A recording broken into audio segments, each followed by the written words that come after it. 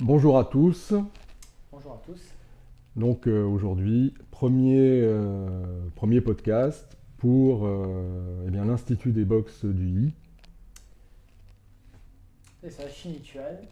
Alors le Shinichuan, le Yichuan, le Shinyi, le Shinyiba, Shinyi Lyure, par extension, en réalité, toutes sortes de box dans lesquelles vont prédominer nos principes, pas seulement le fait d'être des box du nord de la Chine, mais le principe de l'intention, Yi, Yin, Tianjie, le fait d'utiliser l'esprit et de conditionner, d'unir l'intention et la structure. Mhm. Je crois qu'on peut présenter en résumé un peu comme ça. Tout à fait. L'usage de l'intention à travers le geste, les mouvements, l'unification des principes Voilà. du corps et de l'intention, avec aussi l'usage du chi, bien sûr, dans le mouvement musculaire. Pourquoi, effectivement, pourquoi cette existence-là? Pourquoi regrouper ces différentes boxes? Alors on emploie volontairement le mot boxe plutôt que art martial, que art ou je ne sais quoi, parce que c'est le mot Chen qui est employé en chinois et qui, malgré le tout, quand bien même on peut le traduire comme il est d'usage de le faire, eh bien, pose quand même avant tout un art qui est axé sur le combat et des capacités au combat, qu'elles contiennent une voie spirituelle, une voie de santé, une voie de développement personnel et culturel, certes, mais avant tout, et c'est quand même ce qui nous semble, je crois, le plus important, sont des arts qui mènent à la capacité à combattre, quelle que soit la forme de combat, en self-défense, en combat sportif, en combat militaire ou autre. Et c'est pas la dimension la plus valorisée, puisque quand on parle habituellement d'art interne, on a un peu l'habitude de se retrouver avec plutôt des notions énergétiques et des choses qui sont quand même assez lointaines du combat. Oui, et puis des dérives sur la santé aussi, qui sont très à la mode aujourd'hui, qui phagocytent on va dire, la place de ce que sont les arts martiaux internes, en tout cas à mon sens. Alors bon voilà, pourquoi un institut des box du I? Bah, tout simplement, c'est pas récent, ça fait un moment qu'on travaille comme ça. D'abord, on a commencé par travailler tous les deux, donc Mhm. peut-être que pour ceux qui ne nous connaissent pas, il est utile de se présenter. Donc d'abord, Tout à fait. Je te laisse te présenter en bon premier, bah, c'est alors moi, la bonne chose. donc je suis Laurent, en chinois, Laurent Morlet. J'enseigne le Yichuan dans la lignée de Yao Zongsheng, donc qui est le successeur de Wang Chuansai, le fondateur. Et je suis le disciple successeur, notamment pour l'Europe, mais pas uniquement, j'enseigne aussi en Chine, de Wei Yuzhu, qui voilà, est un disciple très très proche de Yao Zongshun, qui se trouve a été déporté avec lui pendant une année complète. Et j'enseigne à Versailles, j'enseigne au Chennai, j'enseigne aussi à Pékin, et je m'occupe au niveau fédéral, j'ai des activités qui permettent de regrouper toutes les écoles de Yichuan, faire un petit peu connaître cette discipline. Oui, puis tu es le représentant au sein de la commission du développement Oui, des arts martiaux traditionnels, tu es le représentant du Lichuan c'est ça. pour cette commission qui est abritée par la FFKDA, Oui, ouais, exactement. dans laquelle je me trouve aussi. Pour le Shin Yichuan. Voilà, c'est ça, pour le Shinichuan. Donc moi c'est Gilles Rio, Kyle, qui est aussi connu sous le nom de Shangwu en Chine. Moi je suis héritier de la tradition de Sun Wukong, donc un des meilleurs disciples de Guo Yunshen, qui fut aussi le maître de Wang Xiangjai, donc fondateur du Yichuan. Donc dans ma lignée, je pratique à la fois le Shinyi, le Bagua et le Tai Chi. J'ai été enseignant professionnel pendant 23 ans sur le sujet. Et puis maintenant, je garde toujours ma fonction fédérale et j'enseigne aussi lors de meetings privés, de stages privés et également je me retrouve à enseigner aussi à Pékin de temps en temps. et lors de nos stages fédéraux également. C'est ça. Et donc, il y a de nombreuses années qu'on se connaît, Gilles et moi, et où on a évidemment découvert la très grande proximité de nos pratiques, qui est historique et, je dirais, personnelle aussi, puisque on est issu du même Lao Sheye, hein, Kogenshan. Et on a débuté, on avait déjà eu cette idée-là, donc on a créé un groupe avec Mathieu Hérault, que je salue d'ailleurs, qui vit en Chine, à Shanghai, et qui est un groupe qui regroupe justement sur une page Facebook en réalité, des pratiques Xing Yichuan, Xing Yiba, Xing Yiluhe, Yichuan, etc. Et puis ça a permis d'échanger pas mal, je crois qu'il y a jusqu'à 300 ou 400 membres. Oui. Plus récemment, on a pu, au-delà de nos échanges de connaissances personnelles, de nos pratiques mutuelles, intégrer une pratique commune avec les différentes filiations du Yichuan, des gens aussi du Tai Chi qui nous ont rejoints au travers de stages, et on s'est rendu compte en fait qu'on avait énormément en commun dans les principes, justement dans les buts, dans les intentions martiales notamment. Et ça nous a effectivement poussé à continuer cette coopération et à chercher vraiment Alors le Yi, c'est vraiment le dénominateur commun à tous ces arts-là, mais bon, il y en a d'autres, hein, il y a les harmonies, bon. Et voilà, le but en fait de cet institut, c'est de regrouper, de travailler sur ces pratiques qui sont communes, qui sont effectivement des pratiques dites internes, ça ne veut pas dire grand-chose, du nord de la Chine, plutôt de Pékin, du Hebei, qui ont une filiation relativement commune, hein, plutôt ancrée à l'origine dans le taoïsme, bon, très confucianiste dans la transmission bien sûr, euh, avec un travail de posture, de Jianzhong assez fort, au San Tishe, et une recherche du Fali, une recherche, voilà, et un art qui recouvre de nombreuses dimensions, en même temps le Yongshen, le travail de la santé, tout autant que le combat, Tai Chi. Et bien effectivement, on retrouve sous des angles divers des principes. Tu vois, les gens du Yichuan étaient éberlués de découvrir l'immense similarité des applications de Xing Yichuan, de découvrir des explications à certains principes qu'on connaît sans savoir qu'on les connaît, Oui. réciproquement. Donc c'est ça, ça nous a beaucoup intéressés. Oui, oui, et puis simultanément, pour les pratiquants de Xing Yichuan, on a aussi beaucoup de mal à voir comment le Yichuan a réussi à se débarrasser des formes pour ne garder que les principes. Alors évidemment, la boxe et effectivement les principes qui parviennent à être mis en avant, à être parfaitement conservés sans l'usage des formes qui a pu engendrer la dérive artistique, parce qu'il va falloir en parler aussi à un moment donné.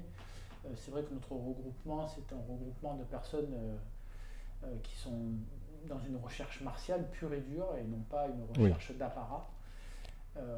Et donc de confrontation, de choses qui marchent, de choses qui sont factuelles, qui sont pragmatiques. Je pense que le dénominateur commun, au-delà de l'usage du Yi, c'est aussi cette recherche pragmatique. Exactement. C'est pour ça qu'on a voulu, dans le nom, parce qu'il a fallu une dénomination, et on a voulu garder le nom de boxe de l'intention, des boxes au pluriel de l'intention. Il s'agit de ça, il s'agit quand même d'un art dans lequel on va pouvoir démontrer nos principes concrètement. Et concrètement, ça veut dire que ça fonctionne sur un adversaire ou un partenaire ou pas. Et c'est quand même, jusqu'à preuve du contraire, un des meilleurs moyens de démontrer la réalité des choses. Est-ce que ça marche ou pas? Alors voilà, de nos rencontres, on a pu développer, commencer à voir des formats qui nous sont communs, bien sûr autour du trecho, les mains collantes, les mains qui pétrissent, il y a de nombreux noms que vous connaissez plus ou moins, qui se trouvent d'ailleurs dans de nombreuses pratiques, dont certaines qui sont du sud. J'ai découvert que dans les arts apparentés à du Hungar, etc., il y avait aussi du trecho, grâce à Kevin Heng, que je salue, qui doit nous regarder. Qui d'ailleurs a gagné aujourd'hui un tournoi ou un championnat de trecho. Alors voilà, c'est quand même intéressant de voir. Voilà, donc on a beaucoup de points communs autour de principes, autour de formats, et aussi cette idée que on a besoin d'évoluer dans quelque chose, dans un biotope un peu qui soit chinois. On est très très ancré, nous, dans notre présence en Chine. On vit beaucoup à Pékin. On a besoin donc de parler, de développer aussi tout cela dans la transmission telle que nous, on l'a reçue. Elle est très bien dans les événements et dans les organisations fédérales, j'en sais quelque chose, j'y participe, donc j'y adhère. Mais il y a autre chose qui est ce qu'on appelle le shetu, qui est le passage de disciple, de maître à disciple. Cette notion d'une certaine paternité et d'une certaine vie avec quelqu'un qui déjà pratique et a accompli l'art et qui permet aussi de la transmission de l'historique véritable, des histoires familiales, de la manière d'aborder dans la vie de tous les jours la pratique, l'entraînement, la pensée qui va avec, les enseignements, et ils sont nombreux. Vous en voyez un sur la calligraphie, là, on en parlera plus tard. Donc il est important pour nous de poser les choses avec ces formats qui ne sont pas très communs en Occident, en tout cas en France, pas très connus. Donc poser ce que ça implique, montrer l'exemple, parce qu'on a des exemples, on pratique ce système ici, et il fonctionne plutôt. Ce lien avec la Chine, c'est aussi un dénominateur commun de tous ces arts, de toutes ces boxes qui ont la même origine. Probable, supposé dans le Shiniba, on ne sait pas trop bien, ça paraît, en tout cas c'est satisfaisant de le penser. Il y a suffisamment de choses qui nous y rapportent. D'ailleurs, pour les gens de Vichuan, donc quelque chose où il n'y a pas de forme déjà, et du travail sur des Tipengong, sur des Neigong, comme vous dites dans le Xinyichuan. Il y a aussi cette tension pour ensemble découvrir nos manières de travailler et justement plus ou moins débarrasser des formes, c'est très intéressant. Donc ce format-là, le travailler ensemble et puis approfondir sous tous ces angles, certains ayant gardé davantage d'éléments et d'explications historiques, d'autres ayant plus synthétisé, voire modernisé les principes, et développer des formats communs d'échange. On entend par là d'échanges pas seulement intellectuels et culturels, mais d'échanges physiques, d'échanges de confrontation.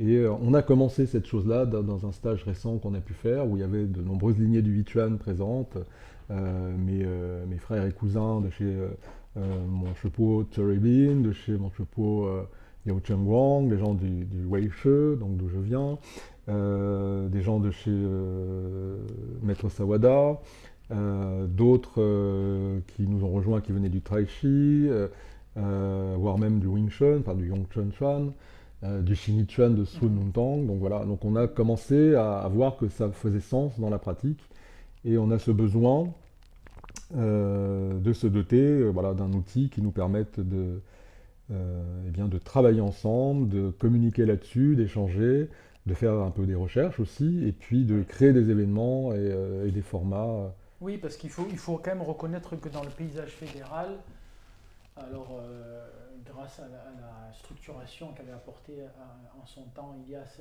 Kaliminsos, le Yichun avait réussi à se structurer un minimum. Et Jean-Luc Le Sueur. Et Jean-Luc Le Sueur, bien sûr, que je salue également.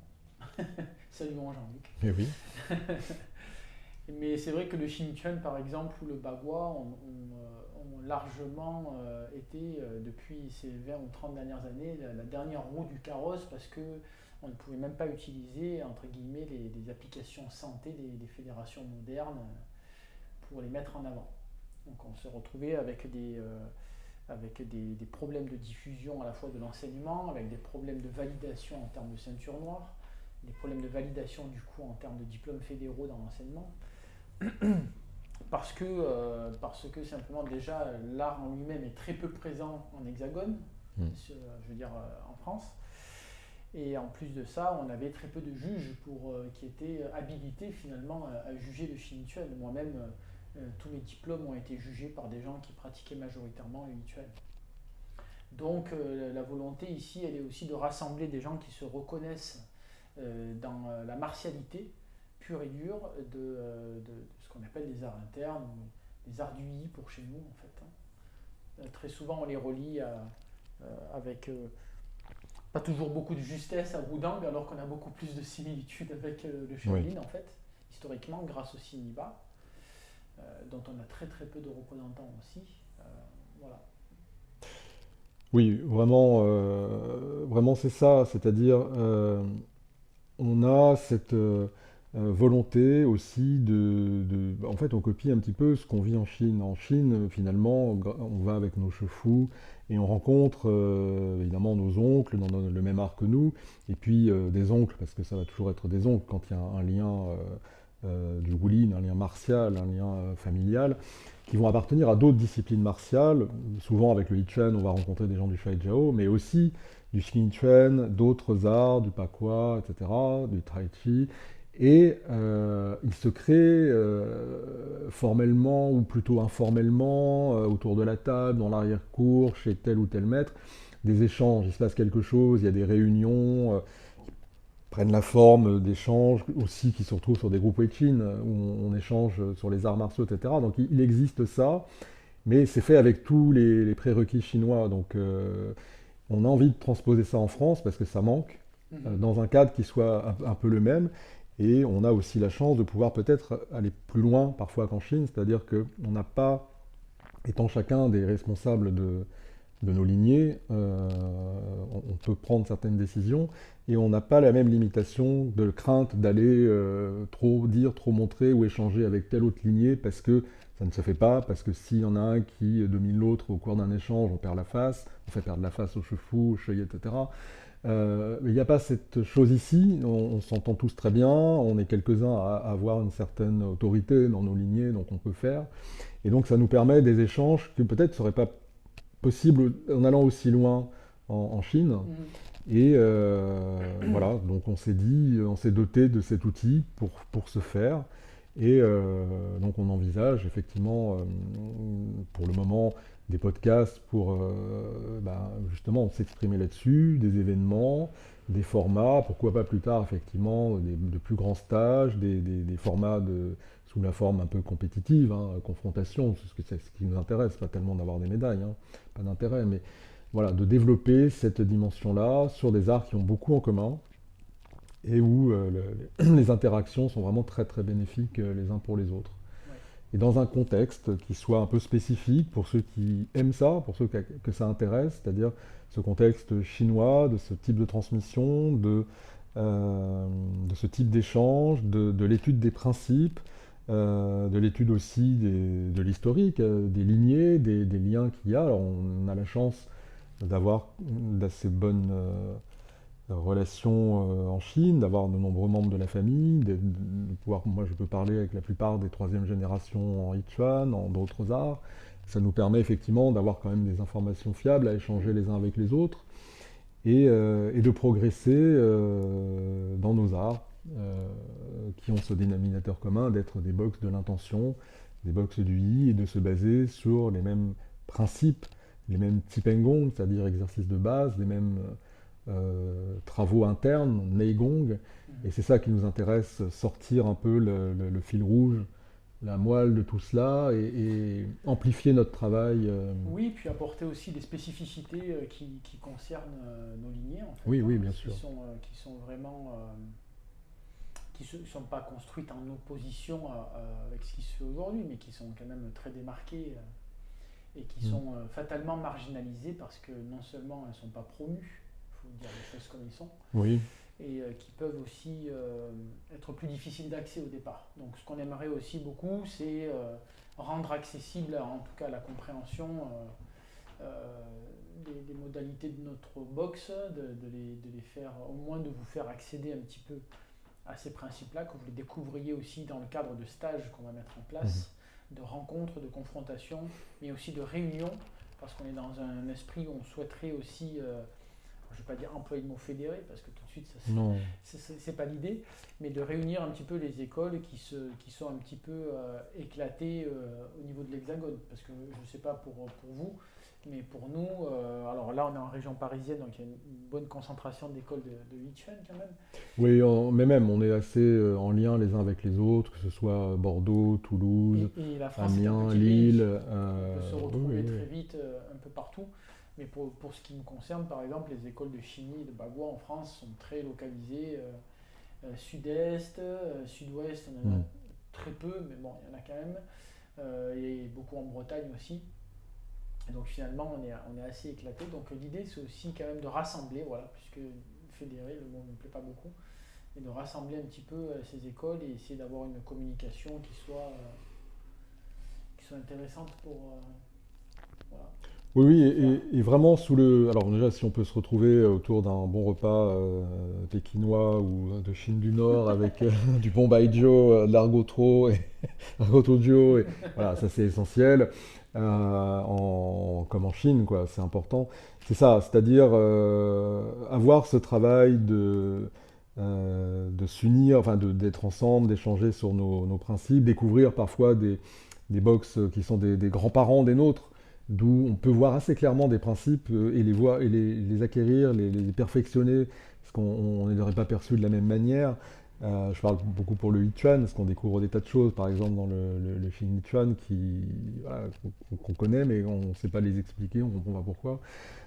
Mais tout ça sous un prisme chinois, voilà, vraiment, c'est quand même le gros. Alors on va parler en Oui. français, bien sûr, mais aussi en chinois, mais l'intérêt, c'est d'avoir ce prisme de la lecture de nos box telles qu'on les vit en Chine, et avec les grilles de lecture qui sont celles chinoises. Mm.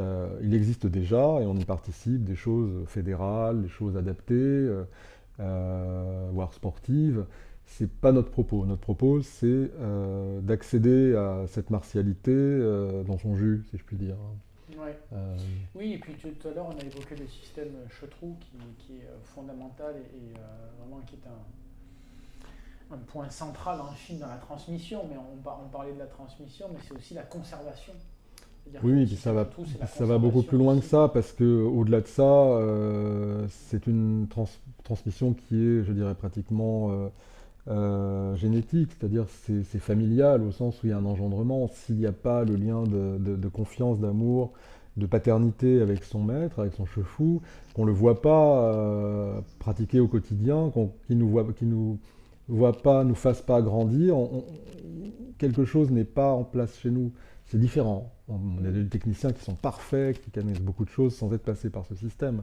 Mais ce plus-là, sans vouloir le transmettre nécessairement, en parler, expliquer ce que c'est et son importance dans la transmission des box.